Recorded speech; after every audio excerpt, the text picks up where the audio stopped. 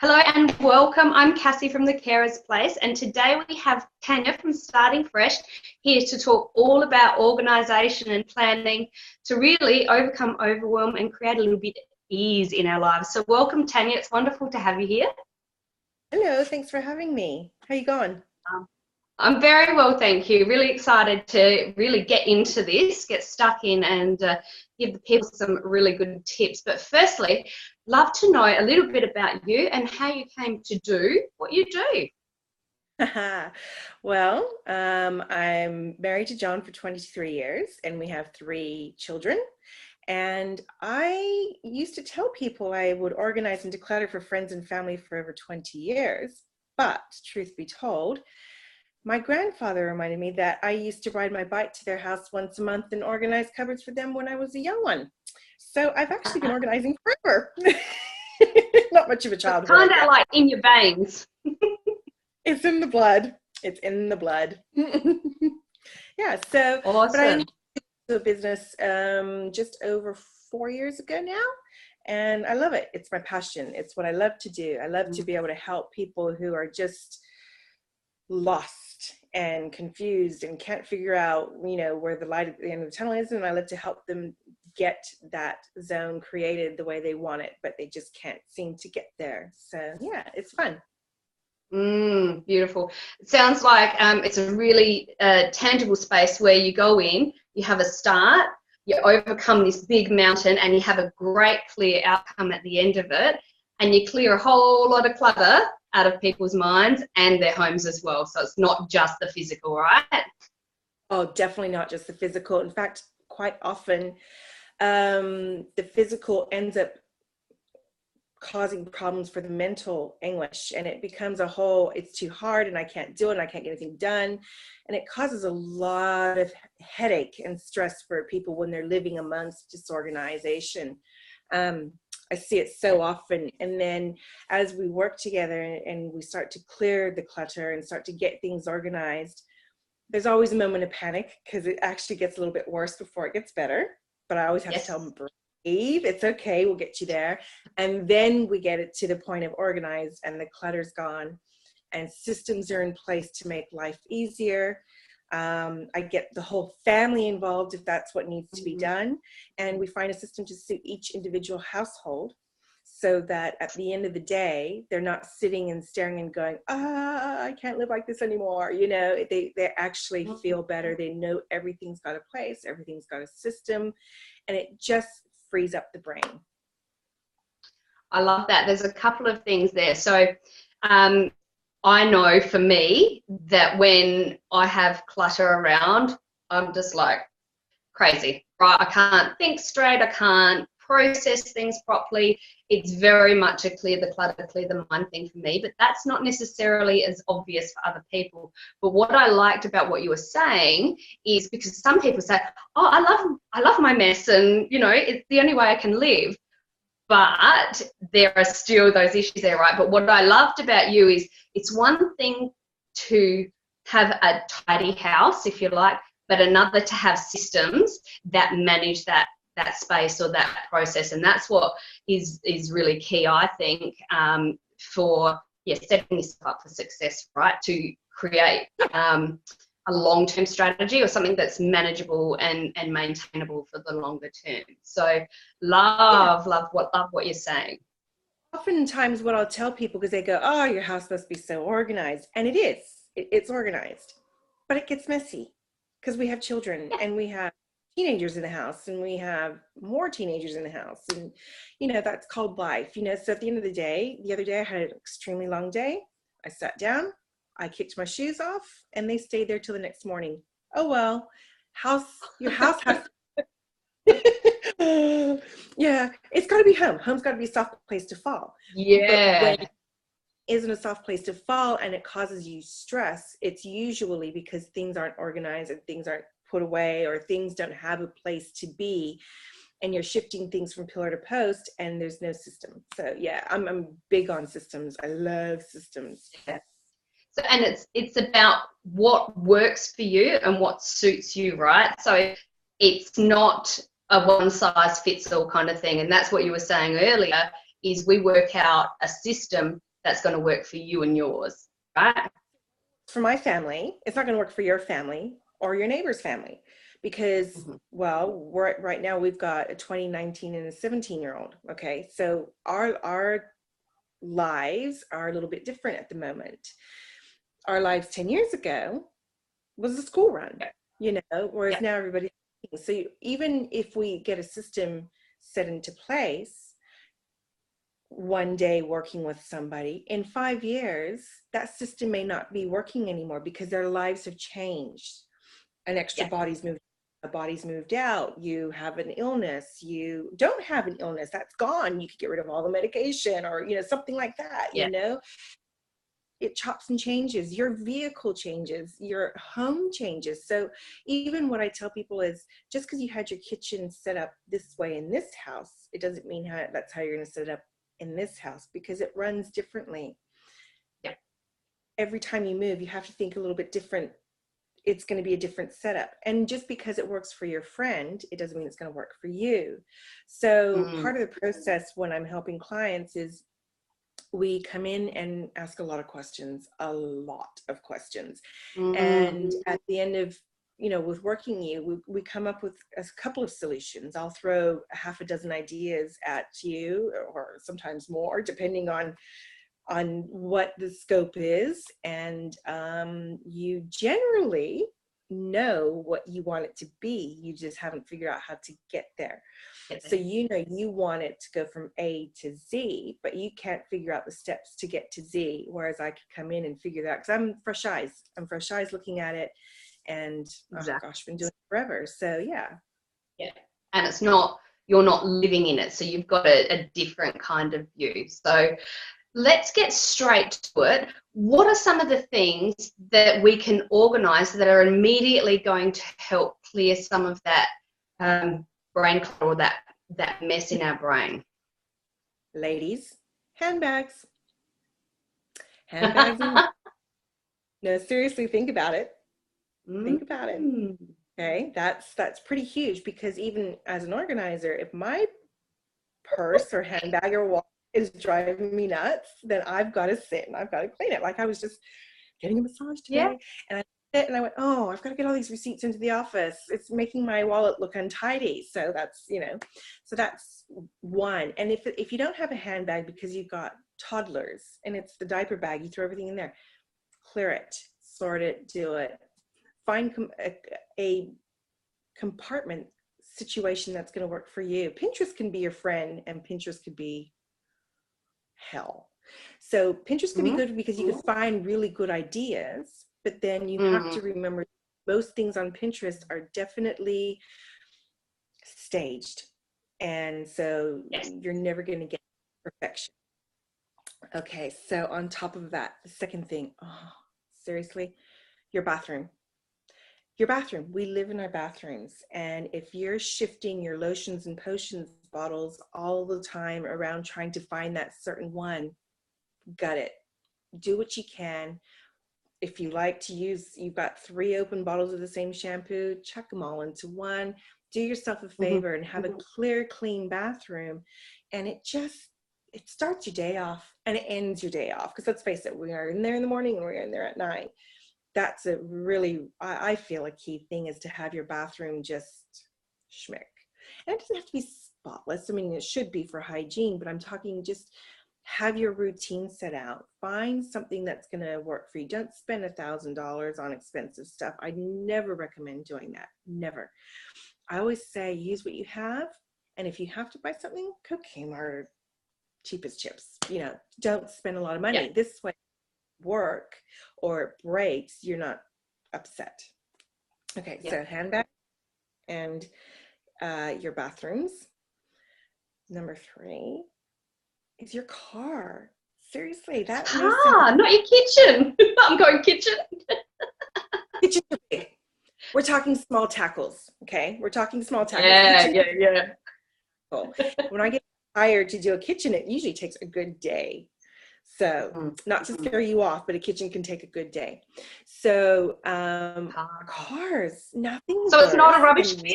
You don't just chuck all your stuff on the floor? a little guilty last week because my rubbish bin got taken out. So what I like to tell people is your cars. So make sure you have your necessities. So when you're dealing with, when you're a carer, for example, I feel it's very important that you have your go-to medications, your stock up stuff, the things that you need. Have a kit in the home, have a kit in the bathroom, have a kit in the car, and if you can, have a kit in your purse. This way, if you were ever just stranded and something, you know, went haywire, or they're having a reaction or something, you know that you've got that in your car, provided, Yep. you know, it's medication that could be in the car, because some medications have to be in the fridge. I get that.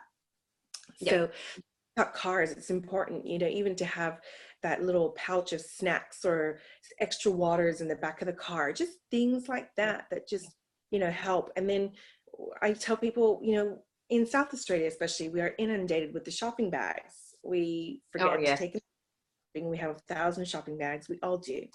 So I always say, grab a shopping bag and put it by the driver's seat. And I, like, mine sits on the little arm that we lean on, and that's your rubbish bag. Because let's face it, you know, when you're running, there's snacks for the kids and that kind of thing. So that becomes your rubbish bag. When that is full, you take it out, plunk it in the bin, grab a new one. Yeah, cars, big, because we run. And carers, you run even more. I Love know it. this. You run even more. You have so much more on your plate. So if there's just those few areas for your own self that you've got, and then kitchen. Kitchen is pretty big, you know. If you have kids that can get their own snacks, put them in a position where they can reach and get their own lunches packed, you know, set up so that they can do their own little thing. Create that space for them so that they have that little bit of power to pack their own lunch with guidelines from mom. But then it's got a section where they know they could go to and they could take those things and pack their own lunches, you know, lighten your load. There's just, you know, it helps. It really helps. Yeah. I even think, you know, just having benches clear, I know even if your cupboards aren't 100% organized, right? Just having your benches clear so you're not like all messed up is a huge thing for me, right? And then you can just start kind of slowly, you know, organizing one drawer at a time or one cupboard at a time or whatever, and maybe even get the kids involved. But you're right. Yeah, somebody just, oh, what happened? Sorry. You're right. Yeah, it's gone away. If you just turn your video off and put it back on again, you should be right. I'm trying to do that. There we go. It's coming back. There you are. There we go. I don't know. Yeah, so we're just talking about, you know, just even having the benches clear, just to start with. Yeah. Well, see, one of the things is usually when you're dealing with carers and you know, special diets and stuff like that, there ends up being a lot more tablets and food things that you need. You know, you might need a NutriBullet and a food processor and a you know, so that ends up taking up a lot of space in your cupboards or on your countertops. So a lot of times what I try to recommend is if you can find a way to arrange a appliance cupboard. Yes. Or if I have one of those. Yay. I know, Butler's Pantry one day.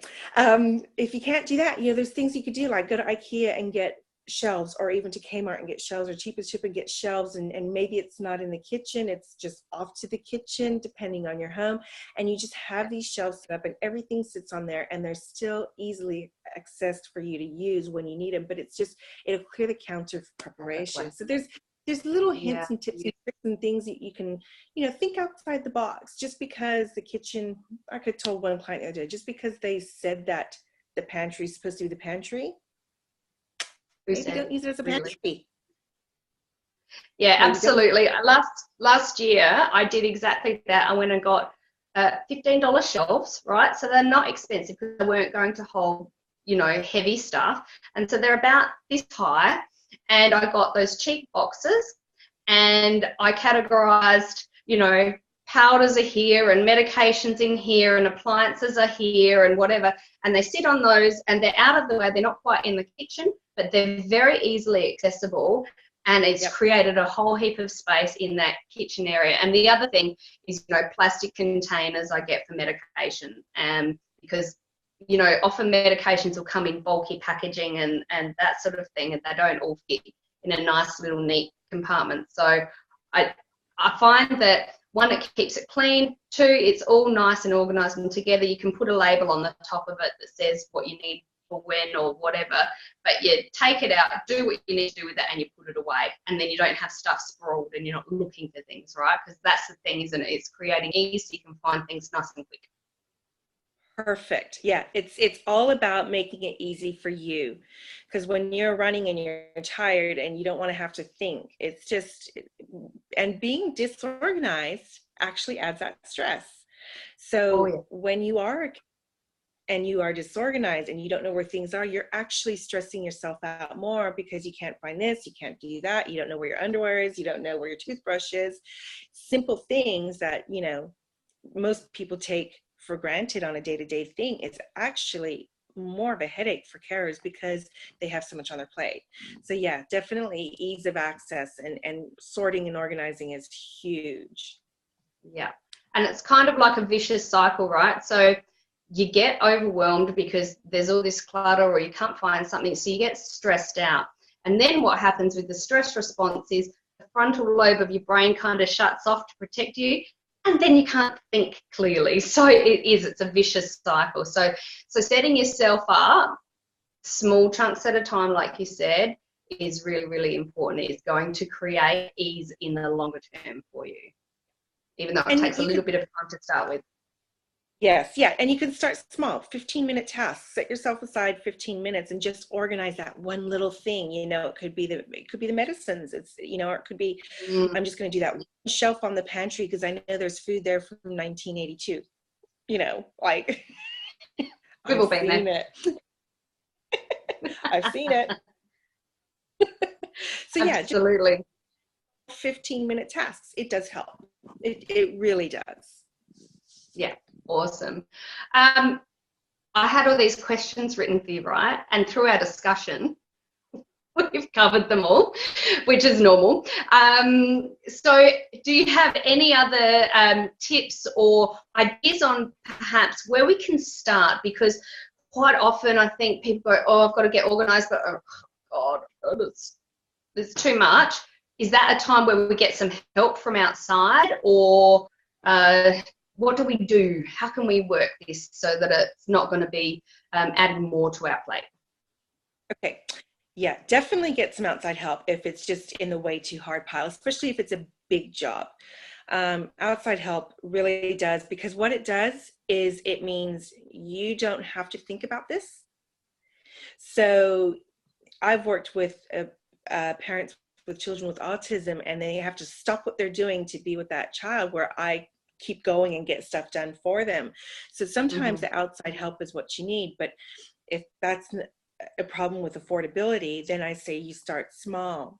And when I say that you start small, you start with one little bathroom drawer. You start with just, you know, chucking those magazines out 15 minutes a day.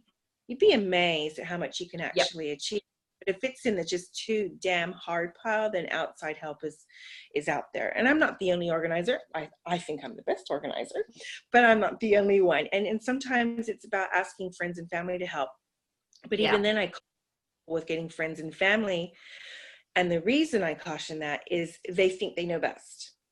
And they're not asking questions. And I have so many clients who have told me, oh, my friend came in and helped and they did this, this, and this. And I'm going, oh, no, you know, why did they do that? You know, maybe they can help. Maybe they could help with the person that you're caring for, whether it's your child or your spouse or your mother or whatever. So you've got the space. So more like a respite kind of help, right? Because sometimes when they get involved in the horror stories I've been told when friends and family have gotten involved, and then, you know, the person's left feeling like every decision was taken away from them. The things they loved was from them, that, you know, they were told what they can and can't do in their own home, and oh, that just breaks my heart. And So that's disempowering. bingo.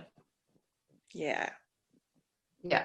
I like lists, right? So if before I kind of jump into doing something, I like to just get the thoughts out of my head and onto paper first. And that in itself kind of is, you know, almost cathartic, right? Because you don't have it going around in your head. And then you can kind of sort it into its little piles, or, you know, a priority list, or whatever. And then you've got that visual tick, tick, tick, you know, small achievable tasks that you want to do. But the other thing, I kind of thought when I had younger children, these days it's a little bit harder to get the help, right? But you know, we'd make a game of stuff, whether it was organizing their rooms or whatever, and we'd have boxes for categories of this and that, or what have you. So, and then it might be a reward or a prize, or let's see who can do this the fastest, because kids like competition. So, and I see it all the time. Kids actually, when they have a lot of toys and they don't want to let go, when you start to tell them that there's kids out there that don't have any toys, yeah. You'd be amazed how willing they are to actually let things go. Yes. And because I tell me, oh no, they won't. And then I go, you know, there's kids out there who don't have any toys, and they just look at you like, how can that be? And I go, I see it. I see it all the time. They don't get any toys. So if you are willing, which ones would you like to get rid of? And then they go, you know, and they have a tendency to, I've had some kids be so aggressive. I've gone, wait, you know, think about that, you know, you're going to end up with no toys, you know, but kids are pretty generous, that kind of thing. Yeah. So we're starting small. We're looking at our handbag and our wallet first. Yep. Because that's where we carry all the important stuff that we will have at our fingertips. And when we're at the checkout or wherever searching, that causes anxiety. So, yeah. So the handbag, the bathroom, the car, and then let's just start with the bench tops of the kitchen, and then we can go from there. But yeah, your medications and stuff like that, having a spot for all of that for me has been a huge weight off my shoulders, and having a list of what my medications are and just sticking to that box, and then you can store them out of the way. Yeah, well, I had one client, they had the medications and they were spread out everywhere, and we brought them all together. And then she was telling me that it gets mind numbing trying to remember what to take when. So we sat down and we wrote it all out, opened up the cupboard door and just taped it to the inside of the kitchen cupboard door. And it's all right there. So whether it was her or her husband, they knew exactly what was when and what time and which one and everything. So it's putting processes, again, processes, systems in place. Yeah. And even if you're particularly a carer of children who are starting to grow up, having those visuals and then letting that person have ownership, which is what we've done certainly with Matthew from a very young age, it takes that pressure off. And you don't have to think about it. So, I mean, I have sometimes I have little pill organizers and all of that sort of thing as well. But it just depends on what your situation is, which gets back to what you said at the beginning about what works for you. So even having a bit of a brain dump about, you know, what is getting in your way, what's causing you the most stress, and starting there. And getting help if needed. So, Tanya, I know that you work face-to-face and in the home with people, but you also do online work, right? So tell us how people can work with you. Okay. So we also can set up Skype Resume, and we could do consults over the phone, and they can, with modern technology, we can walk around the particular room and they could tell me what's bugging them and what's working for them. And then we find solutions to get it working better for them. So that's actually relatively new, which is actually exciting. It's fun. I mean, that doesn't hands on, but it still means I can help and I can still be the consultant. And so Skype or Zoom, whichever, you know, is easier for them. To me, Zoom's the easiest, but you know, And It doesn't matter. otherwise you're in Adelaide, right? Sorry. Adelaide Bay. Yep, and I travel everywhere. I have traveled from Anguston to Mount Barker to Seaford to Galway. So I'm going to put all of the details up with this video so that people can get in contact with you in the various ways that they can. And yeah, I really appreciate you coming on and talking to us. It's been fascinating. I love it. Organisation. I'm such a geek. Thank you. Thank you for being here. Thank you. Bye. Absolute pleasure. Bye-bye.